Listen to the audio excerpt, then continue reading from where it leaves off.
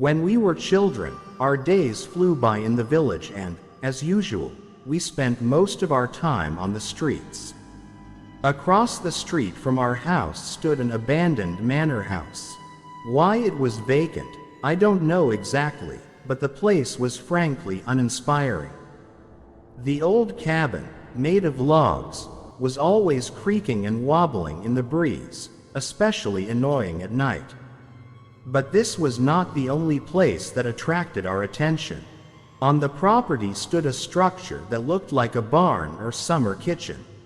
According to my grandmother, a man named Tom had once lived there, but no one else knew what went on there. So one day when we were playing with John, I suggested we explore what was inside. That's what I call the structure. The front door was boarded up, but we got in anyway through a cutout hole in the wall. Inside was a lot of old junk, wooden crates, barrels, buckets, bottles, pieces of briquette, boards, logs, and more. This wasn't our first visit to the place, so I knew what lay where. We didn't even immediately notice that something was wrong. But when we raised our eyes and looked at one of the walls, we froze with horror.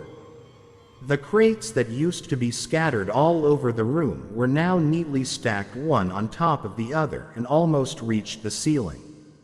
Standing next to this warehouse was a creature I had never seen before. It was about a meter tall, its fur was gray-brown in color, its legs or paws curved back at the knees like a horse's, and its forelimbs were short. The head resembled a rabbit, with a flat face and large ears.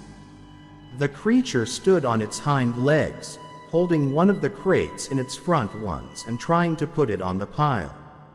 From surprise, neither John nor I could utter a word, and I think the creature noticed us, turned its head, and I saw its red eyes.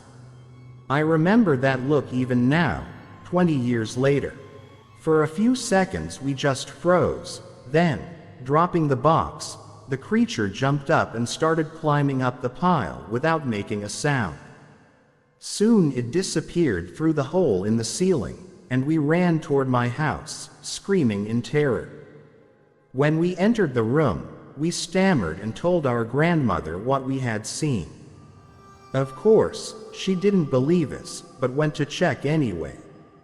We followed her, involuntarily conquering our fear. Inside the warehouse, the crates were also stacked in a pile against one of the walls. As we got closer, we saw claw marks on them, but there were no other signs of the creature's presence there. A little later, we told this story to our parents and other relatives. None of them took us seriously. Everyone just smiled and joked that we must have seen a chupacabra. But I definitely saw this creature that seemed to have a mind. One can only wonder how it ended up in that warehouse, and what kind of beast it was in the first place.